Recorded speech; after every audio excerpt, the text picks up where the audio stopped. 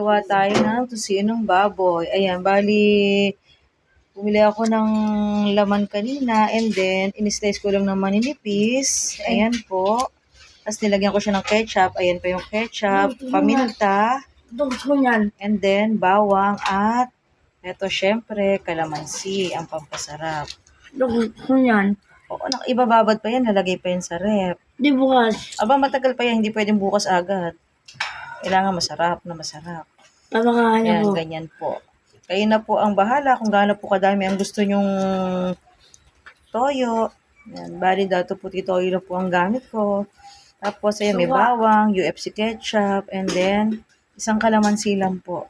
Tapos kung gusto nyo pong lagyan ng sugar, depende na po yan sa inyo.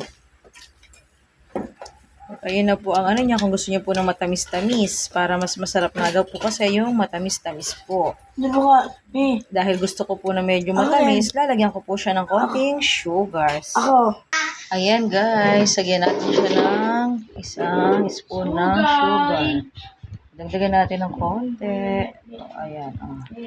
Tapos, may napanood ako, sabi, lagyan daw siya ng konting kape.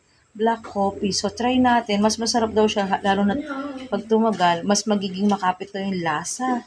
Ewan ko kung totoo ha. May nagsabi na yun daw Pampangas ay na product ay may konti daw black coffee. So, lagyan po natin siya ng konti. Ayan guys, lagyan na natin ng konting coffee. Konti lang, enough na yan. Bali, Nescafe di cup ang gamit namin. So, ayan lang yung gagamitin ko. Tama na yan guys. Then, haluin at ilalagay ko na siya sa freezer. Yan po, ilalagay ko na siya sa freezer.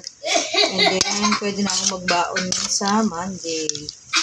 Para malasang-malasa or kung mas sa ibang araw pa magbaon para mas masarap pa. Malaman natin sa Monday ang kanyang lasa. O, diba mga lods? Kasi bibili ako ng tocino na hindi ko alam kung nilangaw po ba or hindi dun sa labas. Ayoko naman po ng mga nakabalot na nakapak na sobrang lambot na hindi ko na malasahan yung karne. So, ayan, gawa ako ng sarili ko. Sigurado kong malinis. Pwede ko mapatikim ang aking kasama sa bahay. Diba? Ayan. Ready na para ilagay sa freezer.